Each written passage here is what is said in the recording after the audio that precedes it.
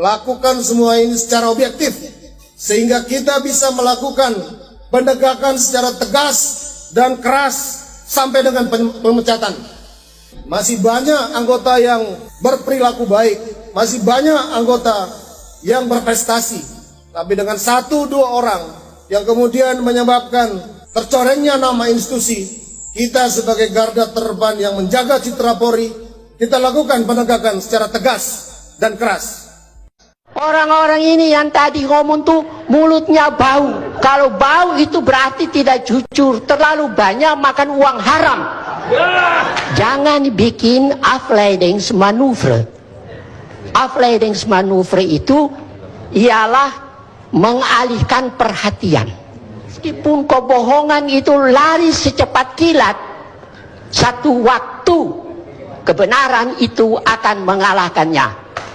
Pak Alvin itu selalu kontennya itu terkait dengan keadilan, kejujuran, kebenaran, kemudian mengkritisi aparat penegak hukum di Indonesia. Kok itu memang sudah jadi jiwa atau tekadnya Pak Alvin atau bagaimana itu Pak Alvin?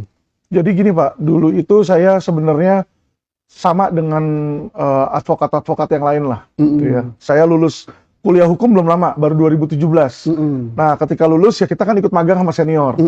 Dan di situ kita mempelajari apa yang dilakukan oleh senior. Ya senior saya itu juga mereka lakukan suap, mereka kasih uang ke polisi, ke jaksa, ke hakim untuk memenangin kasus, ya kan. Jadi kita melihat itu menjadi sebuah hal yang biasa awalnya. Ya sampailah pada suatu saat Pak, di mana saya melihat bahwa hal tersebut sangat bertentangan dengan hati nurani dan sumpah advokat saya. Oh, di situ. Jadi itu artinya apa yang Pak Alvin katakan bahwa aparat penegak hukum itu gitu mulai ini itu bersesuaian dengan apa yang dikatakan oleh Pak Mahfud ya, Menteri Sangat Polhukam, berkesesuaian, Pak. bahwa di Indonesia itu mafia hukum itu ada, gitu kan? Nah, ada itu melibatkan siapa? Kata Pak Mahfud, penyidik, jaksa, hakim, dan pengacara. Iya. Karena Pak Alvin sendiri ngalami sendiri kan, tahu sendiri. Kemudian timbul etikat ingin baik, gitu kan? Betul. Tapi kalau ingin baik itu risikonya ada loh Pak Alvin. Iya. Bisa saja Pak Alvin dilaporkan pencemaran nama baik, undang-undang ITE, dilaporkan fitnah dan lain-lain. Apa Pak Alvin pernah ngalami seperti itu? Wah, bukannya ngalamin lagi Pak. Jadi yang ngelaporin saya dari polisi juga ngelaporin, jaksa seluruh jaksa Indonesia Persaja ngelaporin saya. Di situ bahkan sampai penjahat pun juga ngelaporin saya.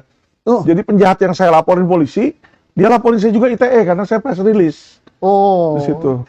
Tetapi Pak Alvin tidak kapok dengan laporan-laporan itu, dilaporkan gitu. Gini ya Pak ya, saya ini sudah 2 kali dikriminalisasi Pak. 2 kali? Sudah 2 kali. Jadi istilahnya udah kebal saya kalau memang misalnya mau dijeblosin lagi ya memang ya inilah seperti itulah Indonesia.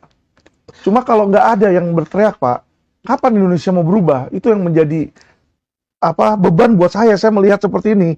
Masa nanti anak saya, cucu saya datang ke Indonesia juga mengalami hal-hal seperti ini kan repot kita Pak.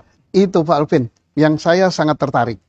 Bahwa Pak Alvin tetap bertekad ingin mengadakan perubahan, ingin mengkritisi, tidak takut dikriminalisasi, di ITE kan, disebut pencemaran nama baik demi tegaknya keadilan, kebenaran, dan kejujuran di Indonesia. Jarang loh orang seperti itu Pak Alvin.